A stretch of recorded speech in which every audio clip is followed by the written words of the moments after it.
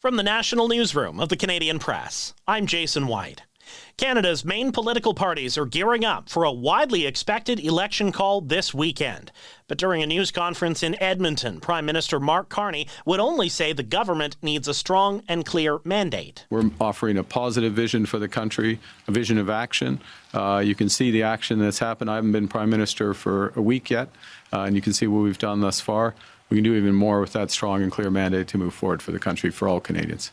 Sources tell the Canadian Press the Prime Minister will ask the Governor-General to dissolve Parliament and call an election on Sunday.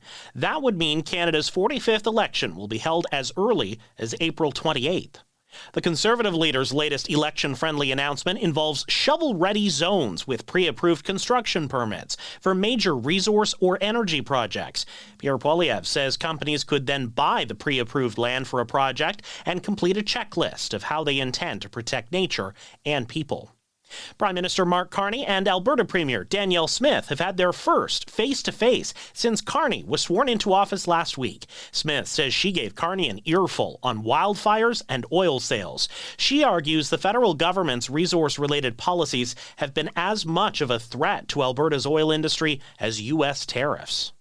Bank of Canada Governor Tiff Macklem has signaled the central bank is shifting how it approaches interest rates amid the uncertainty cast by the ongoing trade war with the U.S. Macklem told a Calgary audience today the central bank will put less weight on long-term forecasts and focus more on the risks most prominent when making decisions. We need to set policy that minimizes the risk.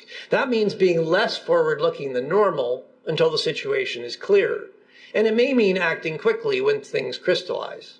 We're going to need to be flexible and adaptable. Macklem has warned in the past the Bank of Canada's toolbox isn't well suited to tackling both higher inflation and a weakening economy. The Transportation Safety Board of Canada has released a report on last month's plane crash at Toronto's Pearson Airport. Aviation expert Kit Darby says the preliminary report suggests the aircraft came down at a high speed, touching down hard enough to break its landing gear. In this case, we touched down at over 1,000 feet a minute, 1,100 feet a minute. That is a really hard landing. The Delta Airlines crash sent 21 people to the hospital, but all were released within a matter of days. You're a carousel, you're always well. Michael Bublé will host next year's Juno Awards. The show and its associated events are heading to Hamilton, Ontario. This will be the 7th time Hamilton's welcomed the Junos. CEO Alan Reid says Hamilton's music scene and its cultural heritage make it an ideal location for the festival. This is the Canadian Press.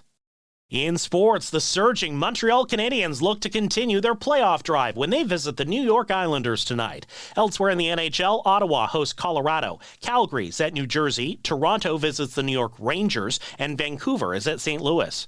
Prime Minister Mark Carney joined the Edmonton Oilers for practice today. One player noticeably absent from the morning skate was star forward Leon Draisaitl. He's unlikely to play because of injury.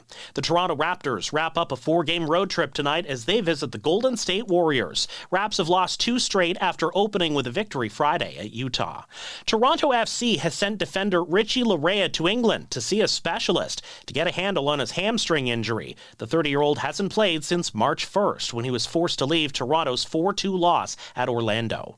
And Canada's Leylah Fernandez has advanced to the 3rd round of the Miami Open tennis tournament with a win over Alicia Parks of the United States. From the Canadian Press, I'm Jason White. Thanks for listening. Don't forget to follow and subscribe. For more of today's top stories, visit thecanadianpressnews.ca.